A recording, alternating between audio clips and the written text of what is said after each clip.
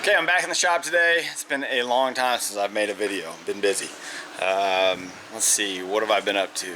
I sold my rental house, so it's a double wide. It's supposed to be moved off the property, and I have plans for a new building to go where the rental house is. And then my wife graduated college about a month or so ago, and so we've just been doing things since we actually have free time together. We've actually been spending time together. So I've been married almost 10 years and actually just now get to actually go do stuff, you know, relax and her not having to think about school and stuff. So that's what I've been doing. F150 is due for an oil change, and you guys deserve an update on doing an oil sample. So I'm going to take the oil sample. I'll show you that, change the oil. I'll kind of update you on how much oil it takes, because I think originally when I did the video it took 9 quarts. So let's figure out how much oil it takes, and we'll see how contaminated the oil is. So I'm a little bit, I don't think might be 100 over on a 5,000 mile oil change. That's what I like to go. If the testing shows that I can start going further, I will. You know, maybe I'll do you know, 6,000 or 7,000 and test and see where it's there. But what I just want to do 5,000 for now till we know we get the fuel out of it. I also got 2 catch cans, because I know that's going to help somewhat keep the fuel out as well. And we all know EcoBoost are direct injected. I just got the small ones. I got these off Amazon. Not very big, but because I'm going to run 2. So I got another one there in the box. And I need to put the steel wool in there and everything. But I need to get the lines. It came with some really crappy line. But the main thing I'm after, I wanted the dipstick. And I think, I don't have to have a dipstick. I think I'm going to drill and tap this with a ball valve. That way I can drain them without actually removing the can. I think I'm going to do that. That way I don't have to deal with it. And I think I'm going to mount them, try to mount them up front somewhere. That way they're easy to get to. So let's go ahead and test the oil, or at least take a sample so we can send it in.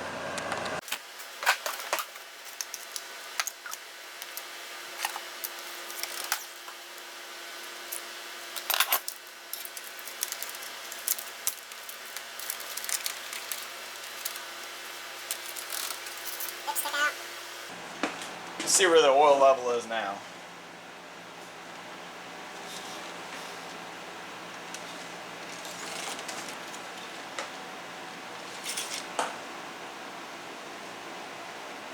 Still at the full mark. Oil smells like it does even before.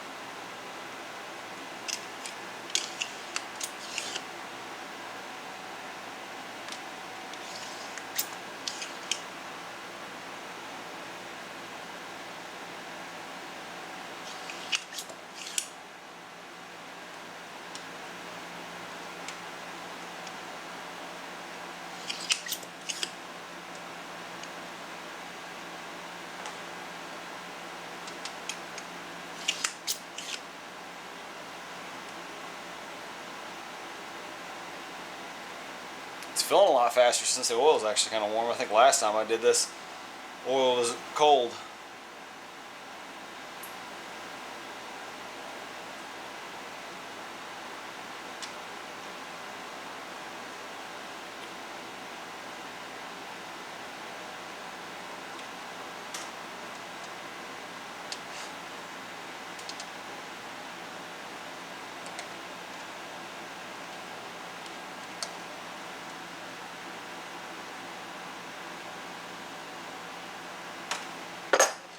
going to set that to the side with the cap, let it cool down a little bit. In the class, he had heard me talking about wanting to do it, so he took me around.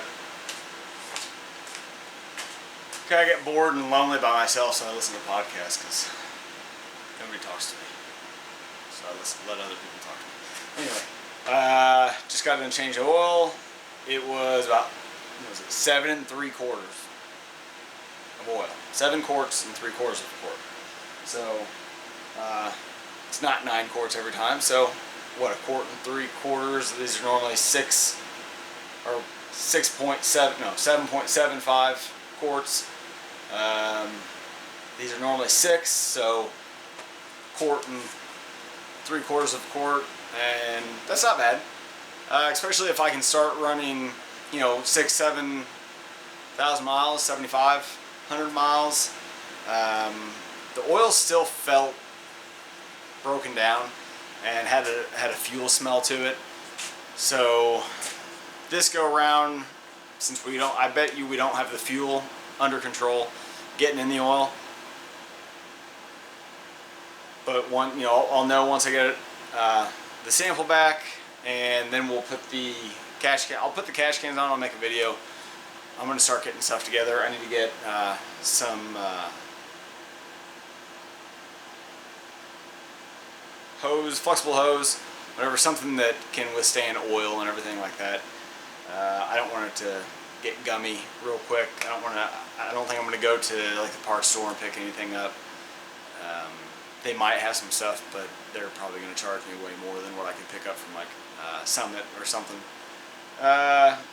So you'll see a video of that soon.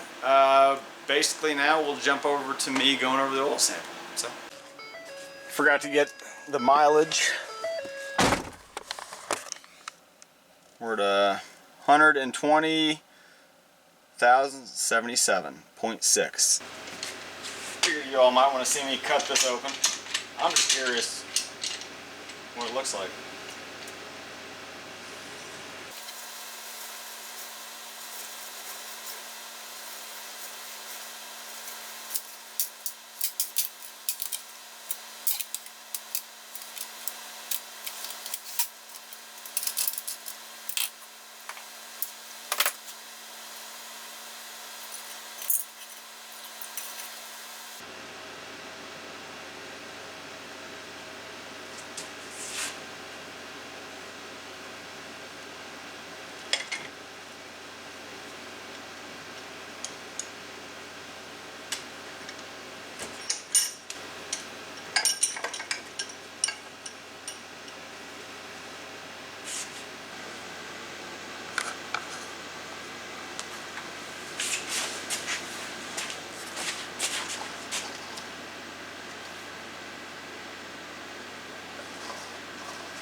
Get some real small glitter pieces just sporadically. You'll just randomly catch them here and there, which is normal. But I like that. There's one up here somewhere I saw earlier, but looks very good. 120,000 miles. It's a good looking oil filter. So I got the oil sample back, and we actually dropped, I'll throw it up on the screen, we actually dropped the fuel dilution, or the, what was it? From critical, which it was a 4, down to a 3, and originally, let's see here, yeah, it's showing a 5 or 4. Anyway, it's in the red before the oil bypass kit. That's on Motorcraft oil, just on the regular 6-quart oil change. And we're seeing a 4, so we had high fuel dilution.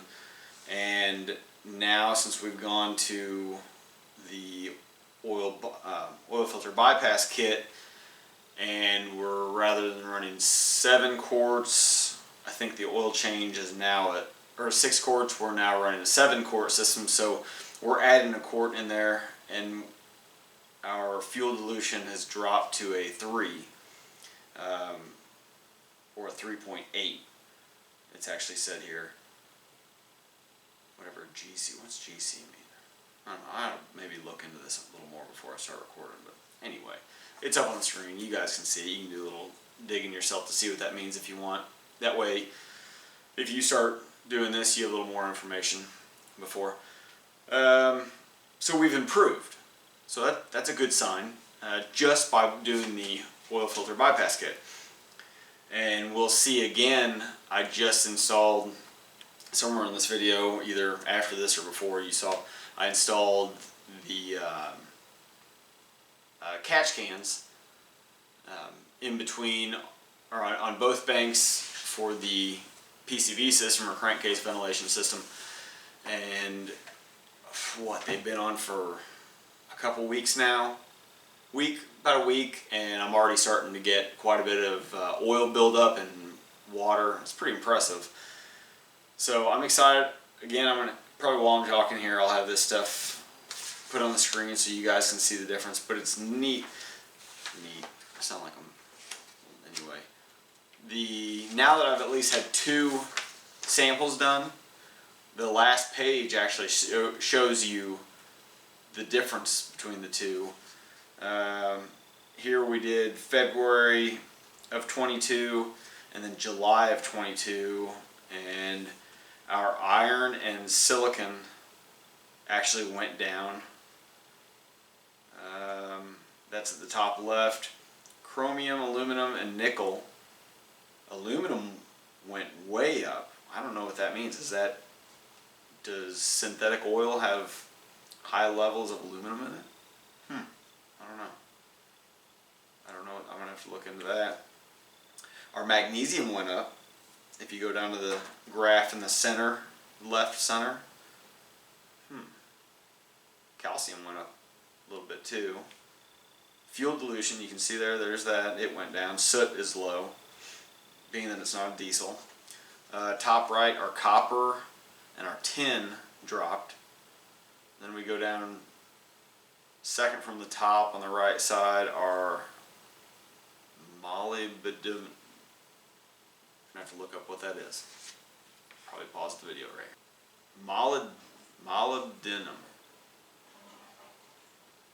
It's a chemical element of atomic number 42, a brittle silver gray metal of the transition series used in some alloy steels. Then here it says is used to make alloys. It is used in steel alloys to increase strength, hardness, electrical conductivity. Most comfortable desk chair for you. I'm making a video. Oh. My bad. Quiet on the set. God! And take. So, anyway, so that went down drastically. I don't know if that's molybdenum. So anyway, that green line. What else? Viscosity went up. So we're probably not breaking our oil down as much. And our base number on our oil increased, but that could just be, again, the quality of oil. So anyway, hope you guys enjoy this. Again, I'll do another update whenever I do an oil change instead of sampling, and then hopefully we see a decrease in fuel dilution in the oil, and I'm hoping to get it into the green, so a 1. We'll obviously not have a 0 because that's Impossible. most likely impossible. Since we use fuel to run the engine, you're going to have some dilution. But if I can get it in 1 range, I think that'd be awesome. It's just trying to figure out exactly what we would need to do. Do I have fuel actually leaking into the oil somewhere? And the only place that could be would be the high pressure pump. But I don't know. I'll figure it out. Anyway, thanks for watching the video. If you had any questions or anything, shoot me a comment down below. What do you guys think of it? Does it seem like it's worth it to do these oil tests, or Basically change your oil every 5,000 miles and you'll be good to go. Not have to worry about it. Most likely you get almost 200,000 miles. I mean, this engine's still going strong. It's 120,000 miles, so it's going good. But shoot me a comment, let me know what you think, and I'll see you in the next video. Thanks.